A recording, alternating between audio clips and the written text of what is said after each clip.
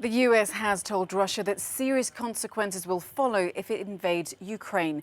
The warning comes amid rising tensions over Russia's military buildup along Ukraine's border. Russia's Foreign Minister Sergei Lavrov, who accused NATO of putting forces near its border, says Moscow doesn't want a military conflict. Louise Miner reports. US Secretary of State Antony Blinken and Russia's Foreign Affairs Minister Sergei Lavrov met for talks in the sidelines of the annual Organization for Security and Cooperation in Europe in Stockholm. 57 members were at the summit to discuss key regional security. It follows fears of an impending invasion after a build-up of Russian military along the East Ukrainian border. Blinken warned Moscow to stay away from Ukraine.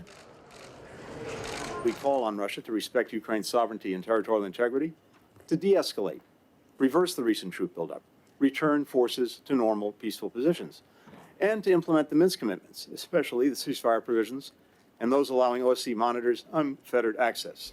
Russian officials deny the accusations of aggression, but accuses Ukraine and Western backers of making up the claims to cover up their own allegedly aggressive designs.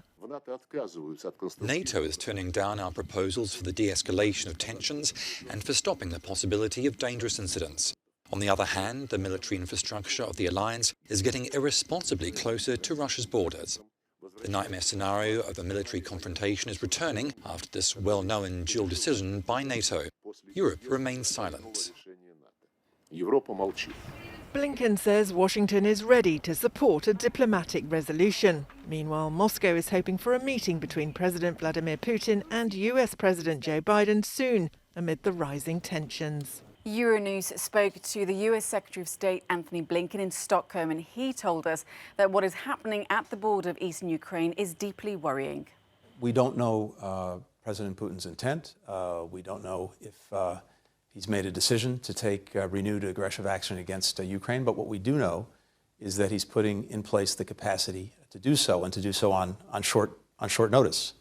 And that's very, very concerning. And not just to us. It's concerning to many partners throughout Europe. I was just at the NATO summit before coming here to the OSCE, and that concern is widespread. What's most important for Russia to understand is that actions have consequences. Those consequences are real. They're not in Russia's interests. And having a conflict is in no one's interest. Let me just add this.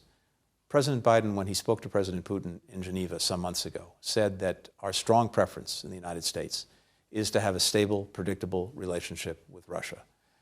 Russia moving aggressively again against Ukraine would move in exactly the opposite direction of stable and predictable. I don't think that's good for any of us, but the President was equally clear: if Russia chooses to act recklessly, we'll respond.